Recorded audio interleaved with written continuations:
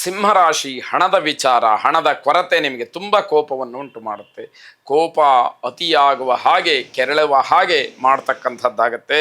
ಯಾವುದೇ ಹೊಸ ಕೆಲಸಗಳನ್ನು ಆರಂಭ ಮಾಡಬೇಡಿ. ದಿನ ನಿಮ್ಮ ಸಿಟ್ಟಿನಿಂದ ಹಾಳಾಗ್ತಕ್ಕಂಥದ್ದಿದೆ. ಹಾಗಾಗಿ ಕೋಪದಿಂದ ಮಾಡುವಂತಹ ಕೆಲಸ, ಕೋಪದಿಂದ ಮಾಡ್ತಕ್ಕಂತಹ ನಿರ್ಧಾರ ಇದು ಶುಭ ಫಲವನ್ನು ಕೊಡಲಿಕ್ಕೆ ಕಷ್ಟವಾದೀತು ಅನ್ನುವಂಥದ್ದು.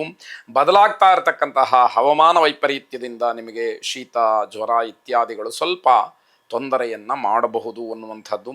ಕಾಲಿಗೆ ತೊಂದರೆಯಾಗ್ತಕ್ಕಂಥದ್ದು, ಕಾಲು ನೋವು ಅಥವಾ ಕಾಲಿಗೆ ಏನಾದರೂ ಪೆಟ್ಟು ಬೀಳ್ತಕ್ಕಂಥದ್ದು ಆಗುವ ಸೂಚನೆಗಳು ಇದೆ. ಆತುರಾತುರವಾದಂತಹ ನಿರ್ಧಾರಗಳು ನಿಮಗೆ ಹಿನ್ನಡೆಯನ್ನು ಉಂಟು ಮಾಡುತ್ತೆ. ಹಾಗಾಗಿ ಯಾವುದೇ ಕೆಲಸಕ್ಕೂ ಆತ್ರವನ್ನು ಮಾಡಬೇಡಿ. ತುಂಬ ನಿಧಾನವಾಗಿ ಆಲೋಚನೆಯನ್ನು ಮಾಡಿ ಸಮಾಧಾನವಾಗಿ ಕೆಲಸವನ್ನು ಮಾಡಿ ಅಂತಕ್ಕಂಥದ್ದು, ತಾಳ್ಮೆಯಿಂದ ವರ್ತಿಸಿ ಅಂತಕ್ಕಂಥದ್ದು ಮುಖ್ಯವಾಗುತ್ತೆ. ಮಾನಸಿಕವಾದಂತಹ ಒತ್ತಡದಿಂದ ನೀವು ಬೇರೆಯವರಿಗೂ ತೊಂದರೆಯನ್ನು ಉಂಟು ಮಾಡ್ತೀರಿ, ಬೇರೆಯವರ ಮೇಲೆ ಸಿಟ್ಟಿಗೆ ಹೇಳ್ತೀರಿ, ಬೇರೆಯವರು ಹೇಳಿದ್ದನ್ನು ಕೇಳೋದಿಲ್ಲ. ಇದೆಲ್ಲವೂ ಕೂಡ ನಡೆಯುವಂಥದ್ದಾಗತ್ತೆ. ಸರಿ ತಪ್ಪುಗಳ ವಿವೇಚನೆ ಕಳ್ಕೊಂಡ್ಬಿಟ್ರೆ ಮನುಷ್ಯನಾಗಿರೋದಕ್ಕೆ ಕಷ್ಟವಾದೀತು. ಇಂದ್ರಾಕ್ಷಿ ದೇವಿಯನ್ನು ಪ್ರಾರ್ಥನೆ ಮಾಡಿ. ಶುಭವಾಗಿ. ಕನ್ಯಾ ರಾಶಿ, ವೃತ್ತಿಯಲ್ಲಿ ಸ್ವಲ್ಪ ಮಟ್ಟಿನ ಲಾಭವನ್ನು ನೋಡ್ತೀರಿ, ಆದರೆ ತುಂಬ ಕಿರಿಕಿರಿ ಆಗುತ್ತೆ. ಶೀತಲ ಸಮರದ ಸಾಧ್ಯತೆ, ಕೋಲ್ಡ್ ವಾರ್ ನಡೀತಾ ಇರುತ್ತೆ. ಎಲ್ಲಿ, ಮನೆಯಲ್ಲಿ, ವ್ಯವಹಾರದಲ್ಲಿ, ವಿದ್ಯಾರ್ಥಿ ಜೀವನದಲ್ಲಿ ಇದನ್ನೆಲ್ಲ ತಪ್ಪಿಸ್ಕೊಳ್ಬೇಕಾದಂಥದ್ದು. ವೈಯಕ್ತಿಕವಾದಂತಹ ಸಂಬಂಧದಲ್ಲಿ ಸಂತೋಷ ಇರುತ್ತೆ.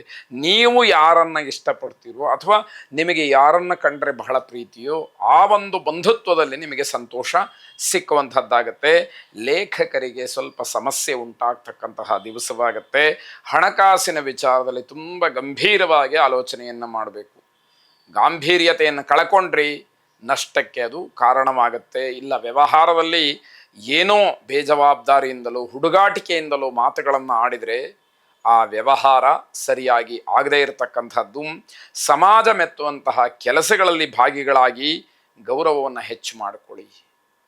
ಲೋಕಸಮ್ಮತವಾದಂತಹ ಕೆಲಸವನ್ನು ಮಾಡಬೇಕು, ಜನ ಮೆಚ್ಚಬೇಕು, ಆಗ ನಿಮ್ಮ ಗೌರವ ಹೆಚ್ಚಾಗುವಂಥದ್ದು. ಜವಾಬ್ದಾರಿ ಸ್ಥಾನದಿಂದ ನಿಮಗೆ ಗೌರವ, ಪುರಸ್ಕಾರ ಎಲ್ಲ ಸಿಕ್ಕತ್ತೆ.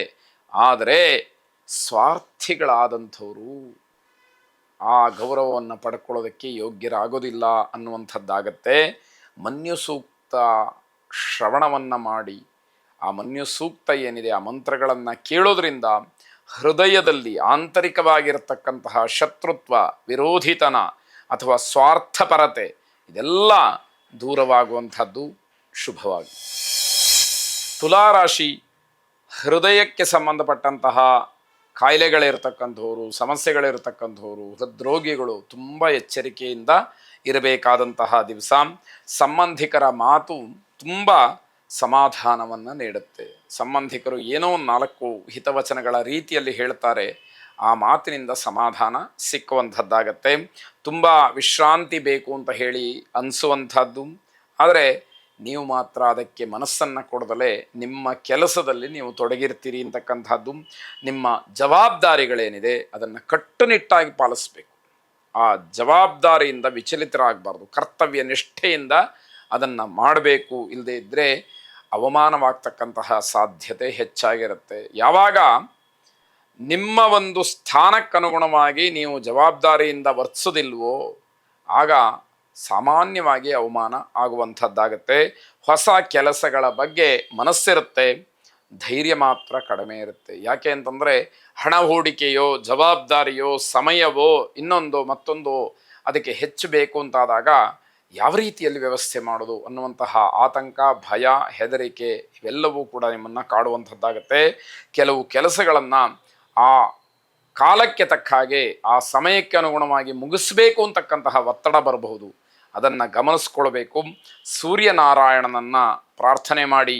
ಆದಿದೇವ ನಮಸ್ತುಭ್ಯಂ ಪ್ರಸೀದ ಮಮ ಭಾಸ್ಕರ, ಪ್ರಭಾಕರ ನಮಸ್ತುಭ್ಯಂ ದಿವಾಕರ ನಮೋಸ್ತುತೆ ಎಂಬತಕ್ಕಂತಹ ಪ್ರಾರ್ಥನೆ ನಿಮ್ಮದಾಗಿರಲಿ. ಶುಭವಾಗಿ. ವೃಶ್ಚಿಕ ರಾಶಿ, ಕೆಲವು ವಿಚಾರಗಳಲ್ಲಿ ನೀವು ತೆಗೆದುಕೊಳ್ಳತಕ್ಕಂತಹ ಗಟ್ಟಿಯಾದ ನಿರ್ಧಾರ, ದಿಟ್ಟ ನಿರ್ಧಾರ ಬೇರೆಯವರಿಗೆ ಮಾದರಿಯಾಗತ್ತೆ.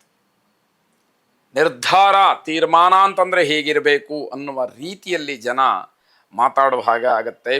ಅಹಂಭಾವವನ್ನು ಸ್ವಲ್ಪ ಕಡಿಮೆ ಮಾಡಿಕೊಂಡ್ರೆ ಒಳ್ಳೆಯದು. ನಾನು ಅನ್ನುವಂಥದ್ದು ಇರಬೇಕು. ಇಲ್ಲದೇ ಇದ್ದರೆ ಮನುಷ್ಯ ಜೀವನ ಮಾಡುವಂಥದ್ದು ಕಷ್ಟವಾಗುತ್ತೆ, ತಾನು ಬದುಕುವುದು ಕಷ್ಟವಾಗುತ್ತೆ. ಆದರೆ ನಾನೇ ಅನ್ನುವಂಥದ್ದು ಇದೆಯಲ್ಲ, ಅದೂ ಕೂಡ ಬದುಕಲಿಕ್ಕೆ ಕಷ್ಟವನ್ನು ಮಾಡುತ್ತೆ. ಇಷ್ಟೇ ವ್ಯತ್ಯಾಸಗಳು. ಹಾಗಾಗಿ ನಾನು ಅನ್ನುವಂಥದ್ದು ಬೇಕು, ನಾನೇ ಅನ್ನುವಂಥದ್ದನ್ನು ಬಿಡಬೇಕು. ಆಗ ಮಾತ್ರ ಆ ಮನುಷ್ಯನಿಗೆ ಬೆಲೆ ಹೆಚ್ಚಾಗುವಂಥದ್ದು. ಜನ ನಿಮ್ಮ ಸಲಹೆಗಳನ್ನು ಅಪೇಕ್ಷೆ ಪಡಬಹುದು, ನೀವು ಸರಿಯಾದಂತಹ ಸಲಹೆಯನ್ನು ನೀಡಬೇಕು ಅನ್ನತಕ್ಕಂಥದ್ದು. ನಿಮ್ಮ ಸ್ನೇಹಿತರನ್ನು, ಬಂಧುಗಳನ್ನು ವಿಶ್ವಾಸದಿಂದ ಕಾಣಬೇಕು. ಯಾರಿಂದ ನೀವು ಏನೇ ಸಣ್ಣ ಪುಟ್ಟದ ಸಹಾಯವನ್ನು ಪಡ್ಕೊಂಡಿದ್ರೂ ಕೂಡ ಅಂತಹ ವ್ಯಕ್ತಿಗಳನ್ನು ಸದಾಕಾಲ ಸ್ಮರಿಸ್ತಕ್ಕಂಥದ್ದು, ಕೃತಜ್ಞತಾಪೂರ್ವಕವಾಗಿ ಅವರ ಜೊತೆಯಲ್ಲಿ ನಡ್ಕೊಳ್ತಕ್ಕಂಥದ್ದು ಬಹಳ ಮುಖ್ಯವಾಗುತ್ತೆ. ಇಲ್ಲದೇ ಇದ್ದರೆ ಶಾಪಕ್ಕೋ ಕೋಪಕ್ಕೋ ಗುರಿಯಾಗುವಂತಹ ಸಾಧ್ಯತೆಗಳು ಹೆಚ್ಚಾಗಿರುತ್ತೆ. ಕುಟುಂಬದವರು ನಿಮ್ಮನ್ನು ತುಂಬ ಇಷ್ಟಪಡ್ತಾರೆ, ಆದರೆ ನೀವು ಮಾತ್ರ ಅದನ್ನು ಲೆಕ್ಕಕ್ಕೆ ಇಟ್ಕೊಳ್ಳೋದಿಲ್ಲ. ನಿಮ್ಮ ವಿಶ್ವಾಸ, ಪ್ರೀತಿ, ಗೌರವ ಎಲ್ಲಿ ಹೋಯಿತು ಹಾಗಾದರೆ? ಇದನ್ನೆಲ್ಲ ಗಮನಿಸ್ಕೊಳ್ಬೇಕು. ಬೇರೆಯವರ ಮನಸ್ಸನ್ನು ಅರ್ಥ ಮಾಡ್ಕೊಳ್ತಕ್ಕಂಥದ್ದು, ಬೇರೆಯವರು ಯಾವ ರೀತಿ ನೋವನ್ನು ಪಡ್ತಾರೆ ಅಂತಕ್ಕಂಥದ್ದು, ಬೇರೆಯವರಿಗೆ ಏನು ಬೇಜಾರಾಗತ್ತೆ ಅನ್ನುವಂಥದ್ದನ್ನು ಆಲೋಚನೆ ಮಾಡಬೇಕಾಗತ್ತೆ. ಆಂಜನೇಯ ಸ್ವಾಮಿಯನ್ನು ಪ್ರಾರ್ಥನೆ ಮಾಡಿ, ಅನುಕೂಲ ಇದ್ದಂಥವರು ಹನುಮಾನ್ ಚಾಲೀಸವನ್ನು ಪಠನೆಯೋ ಶ್ರವಣವೋ ಮಾಡಿ. ಶುಭವಾಗಿ.